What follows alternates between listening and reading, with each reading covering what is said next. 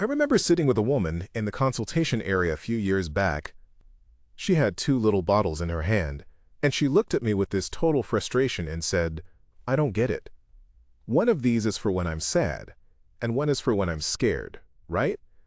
So why did my doctor give me the sad medicine for my panic attacks?" And that question, that honest confusion, is exactly why we're sitting here today. Because those labels on the bottle, antidepressant and anti-anxiety, they tell a story, but it's not the whole story.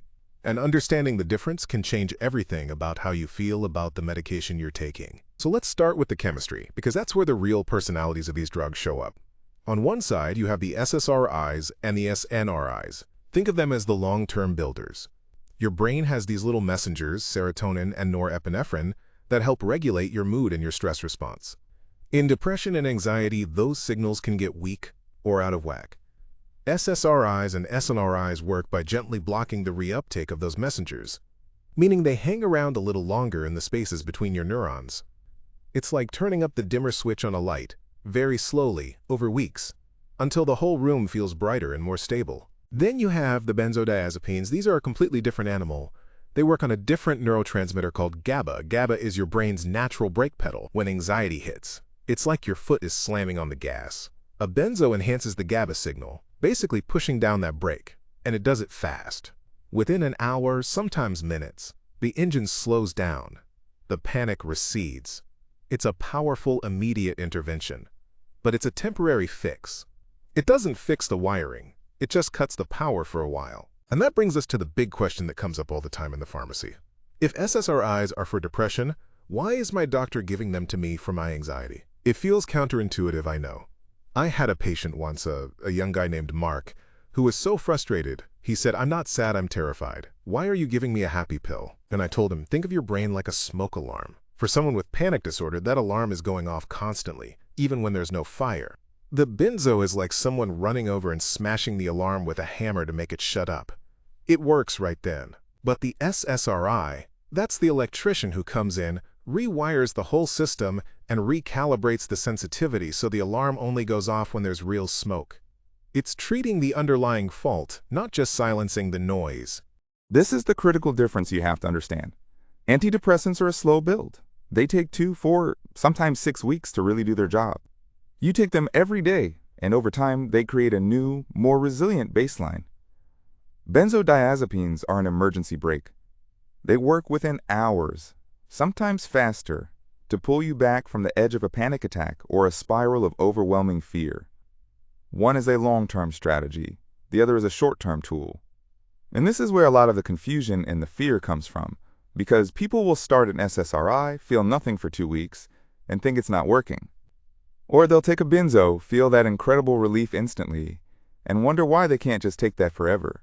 And the answer to that is where your doctor's thinking really comes into focus. Doctors prescribe antidepressants as the first-line treatment for anxiety disorders.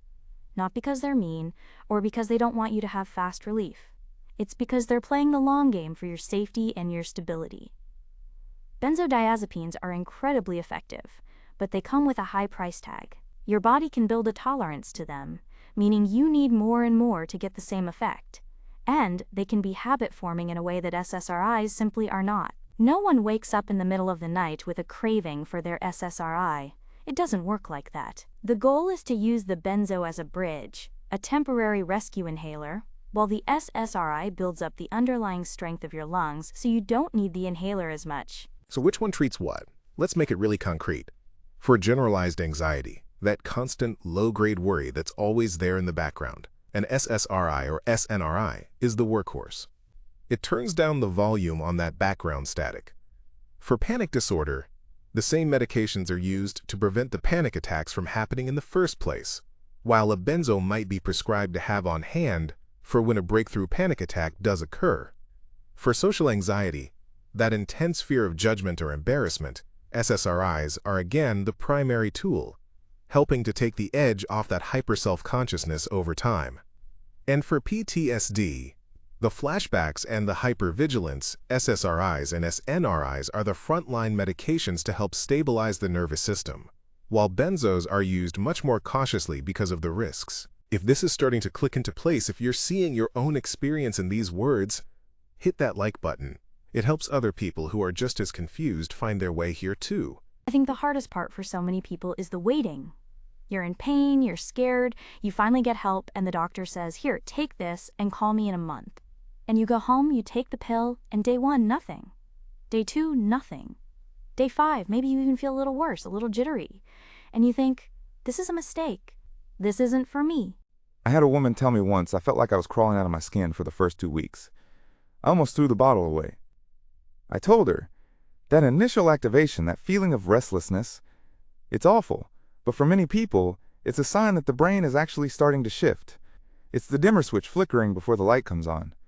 If you're in that waiting period right now, I need you to hear this. The first few weeks are the hardest part. It's the construction zone. It's messy and loud and uncomfortable. But the calm that comes after, the quiet, that's the goal. And you can't get to the quiet without going through the mess. Look, I don't stand behind this counter and hand out pills like they're candy. I hand them to people who are often at the end of their rope. People who are ashamed they need help. Ashamed they can't just think positive their way out of it. And I want to say to you what I say to them. There is no shame in this. Your brain is an organ, just like your heart or your pancreas. If your pancreas didn't make insulin, you'd take insulin. If your brain isn't making or using its chemicals the way it should, taking something to help it is not a moral failing. It's medicine. Period. So after all this, here's the one thing I want you to hold on to. The difference isn't about sad versus scared. It's about fast versus slow. It's about rescue versus repair. And figuring out which one you need, or if you need both for a time, is a conversation you have to have with your doctor. But armed with this, you can have that conversation as a partner, not just a patient. You can say, I understand the SSRI is the long-term plan, and I need help getting through these first few weeks. Or, I'm worried about relying on the benzo. Can we talk about a plan to use it less?